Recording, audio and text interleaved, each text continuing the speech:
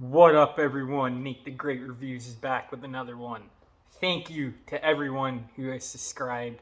We're at 70 subscribers. I know it doesn't seem like a lot to you guys, but it really means the world to me. And let's just keep going.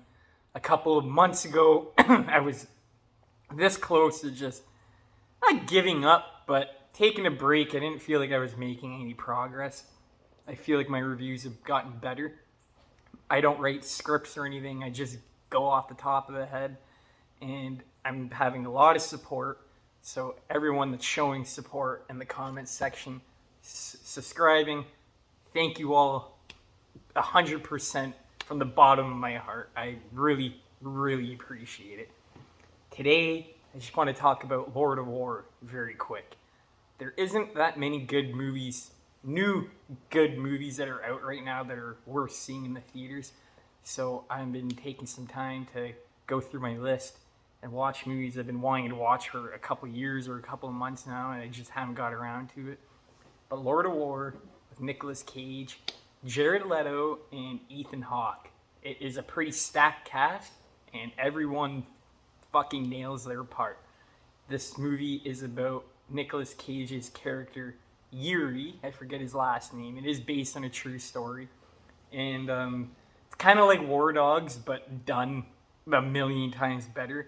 And it's just about the gun trade and how he's making business off selling weaponry, basically, to all these countries. He's not selling them to gangs in LA. He's selling them to, the Russians, the Americans, the Chinese. Everyone's going to war with each other. So that's where Yuri makes a lot of his money. And Nicolas Cage is a very complicated actor to talk about, but in the long run, I do think he has more bad movies than good, only because it's kind of like a Bruce Willis situation. They have a couple of really good movies, and then they have a couple of movies that literally come out of fucking nowhere on Netflix, and they're kind of a straight-to-DVD, $5 bin at Walmart kind of movie. There is a lot of it, so I can understand why people don't like him. I'm assuming they've seen movies they don't like, but when you go back to his earlier work, I haven't seen The Wicker Man, but I heard that's really bad.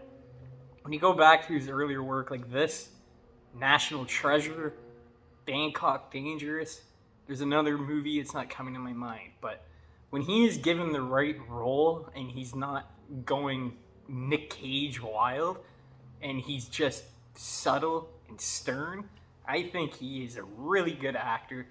Sometimes it's hard to understand what he says, but like 100%, this whole movie, I completely bought into his character. He narrates through the whole movie. Sometimes I don't like that, depending on what kind of movie it is, but here I think it was very necessary because if it didn't have the narration, I do think there would be a lot of, not plot holes, but just a lot of questions that fans of the movie don't know. And he just goes into detail a lot about the guns, how he makes his money, how he launders his money, everything about his family. It's really, really well done. This movie's about, I think it's 2 hours, 15 minutes, or I'm pretty sure it is. Never dragged once. Pacing is phenomenal. Probably one of the best opening credits I've ever seen in a movie. And it, spoiler alert if you hadn't seen the movie, it basically just starts off showing you how they make ammo and bullets and how it goes from these factories, blah, blah, blah. And then someone ends up getting shot. I kind of don't want to say it on YouTube because I don't know if this video will get taken down by someone, but someone who gets killed, who shouldn't be getting killed at a very young age, gets killed.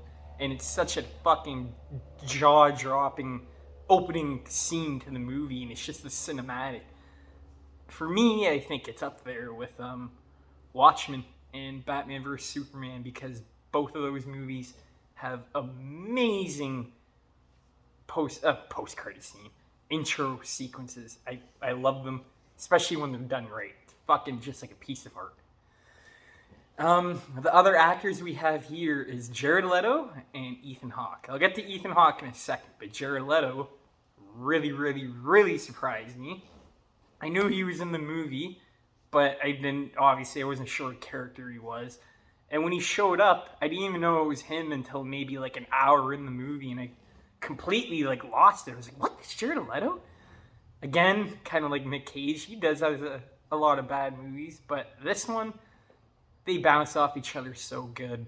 The energy's there, and Jared Leto is basically like the cokehead brother who's like a fucking.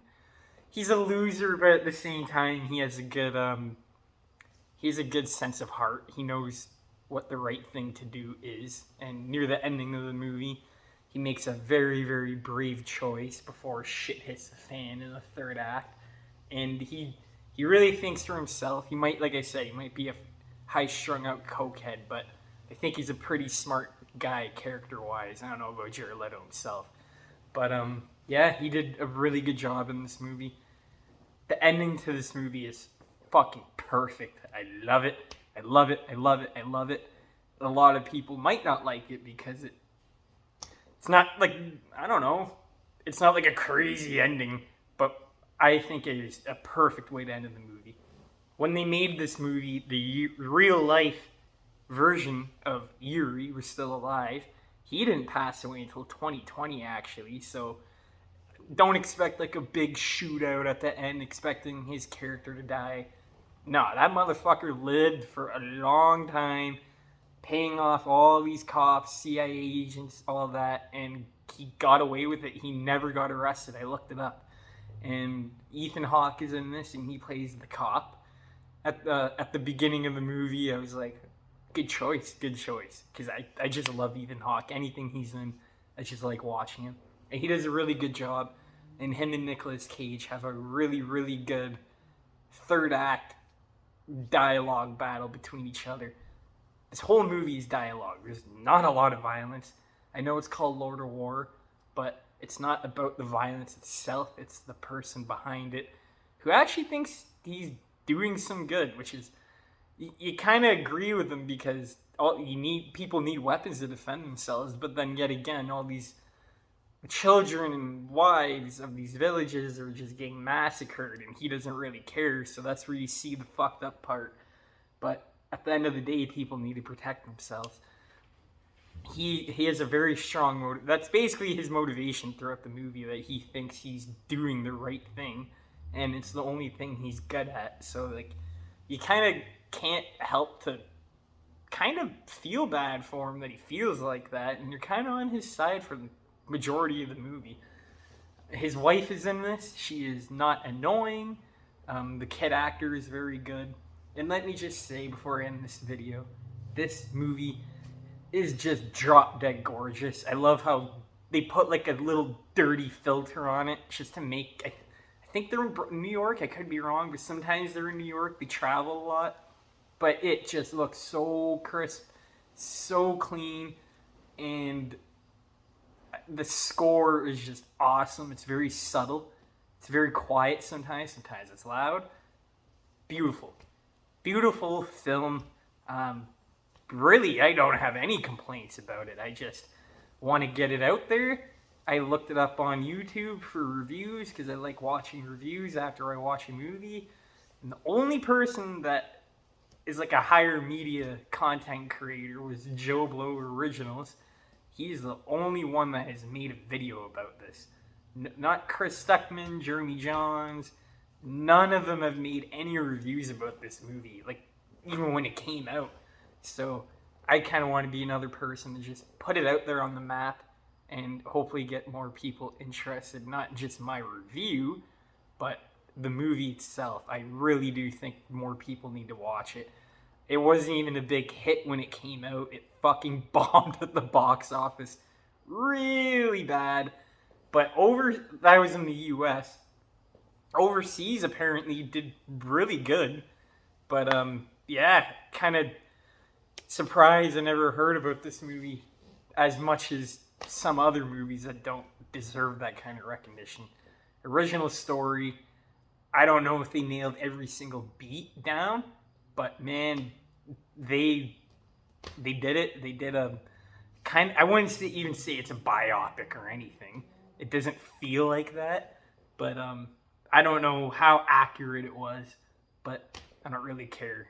Just watching the movie, A+ acting and everything else in between. So thank you guys again for watching. Let me know in the comments if you want me to do another review sometime this week. I honestly don't have anything planned out. There's nothing new that's interesting. So, thanks.